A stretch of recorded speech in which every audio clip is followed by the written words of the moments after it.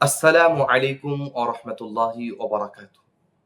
সম্মানিত সুপ্রিয় দর্শক সুধী, আশা করি আপনারা সবাই ভালো আছেন। আজকে আপনাদের সমক্ষে আমি আরেকটি গুরুত্বপূর্ণ বিষয় নিয়ে প্রস্তুত, যেটি আমার পিছনের ভিডিওর সাথেই রিলেটেড। সম্মানিত উপস্থিতি, আমি গত ভিডিওতে আপনাদের সমক্ষে আলোচনা করেছিলাম শয়তান কিভাবে আমাদেরকে ওয়াসওয়াসা দেয় এবং আমাদেরকে ঘুমিয়ে রাখে।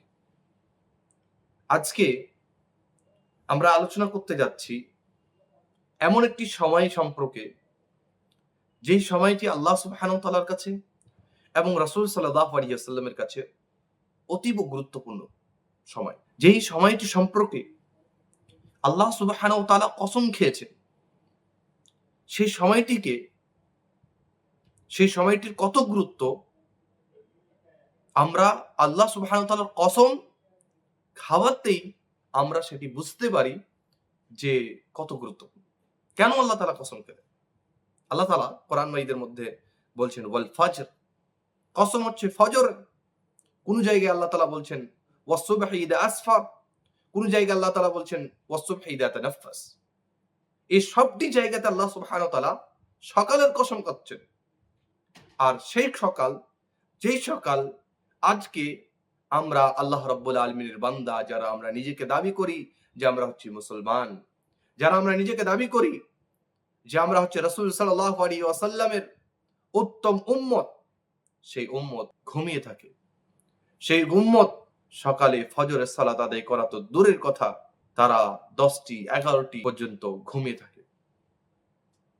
সম্মানিত উপস্থিতি, এভাবে আমরা সফল হতে পারবো না। এভাবে আমরা উচ্চতা লাভ করতে পারবো না। না দুনিয়াবি কোনো কাজে আমরা আগে বাড়তে পারবো, না আখিরাতের কাজে আগে বাড়তে পারবো। যদি আমরা চাই যে আমরা দুনিয়া এবং আখিরাত দুই জায়গাতে সফল হব, তাহলে পরে আমাকে আপনাকে নিজের যে বদ অভ্যাস রয়েছে সেটাকে আমাদেরকে ত্যাগ করতে হবে। যখন আমি আপনি এই অভ্যাসকে ত্যাগ করতে পারবো, ছাড়তে পারবো, তখনই আমি আপনি আল্লাহ সুবহানাহু ওয়া তাআলার রাসূলের যে দোয়া রয়েছে সেই দোয়া অনুযায়ী আমি আপনি সফল হতে পারবো।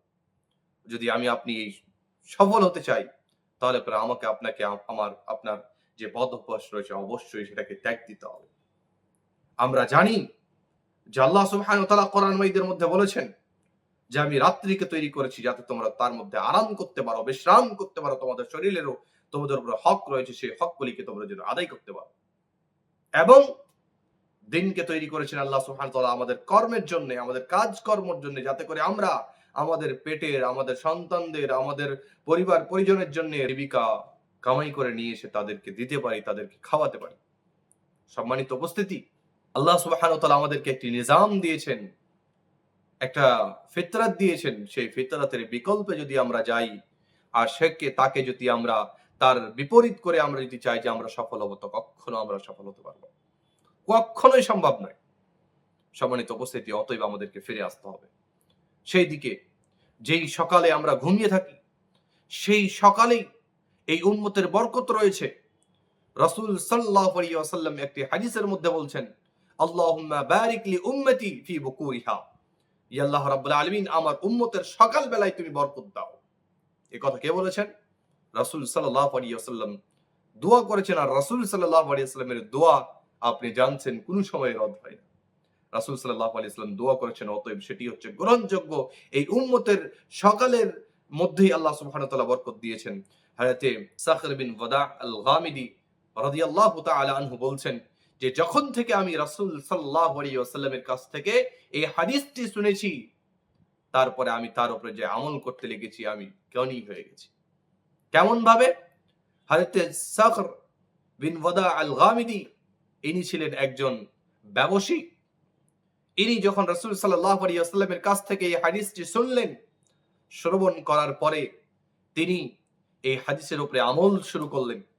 তিনি তার ব্যবসার যে সামগ্রী, সেই সামগ্রীকে তিনি সকাল বেলায় রওনা করতেন, সকাল বেলায় পড়তেন। তো এইভাবে কাজ করতেই থাকলেন, এমন পর্যন্ত তিনি এত বড় লোক হয়ে গেলেন, এত বড় লোক হয়ে গেলেন যে বলার শেষ নেই। সম্মানিত উপস্থিতি, হাদিসের মধ্যে এসছে একটি অনেক বড় লোক হয়ে গেলেন। আজকে যদি আপনিও চান, আমিও চাই তো আমাদেরকে এই কাজ করতে হবে। রাসূল সাল্লাল্লাহু আলাইহি ওয়াসাল্লাম সাহাবাদেরকে গাজওয়ার জন্য কিংবা সারিয়ার জন্য যখন নবী সাল্লাল্লাহু আলাইহি ওয়াসাল্লাম পাঠাতেন, তখন তো নবী সাল্লাল্লাহু আলাইহি ওয়াসাল্লাম সকালবেলায় তাদেরকে পাঠাতেন।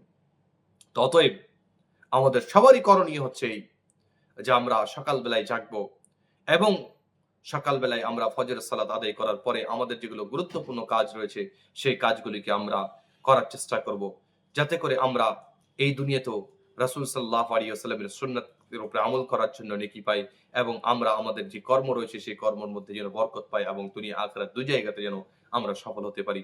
এর থেকে আপনাদের কাছ থেকে আমি বিদায় চাচ্ছি। আবার আপনাদের সাথে সাক্ষাৎ হবে একটি নতুন ভিডিওতে। আসসালামু আলাইকুম ওয়া রাহমাতুল্লাহি ওয়া বারাকাতুহু।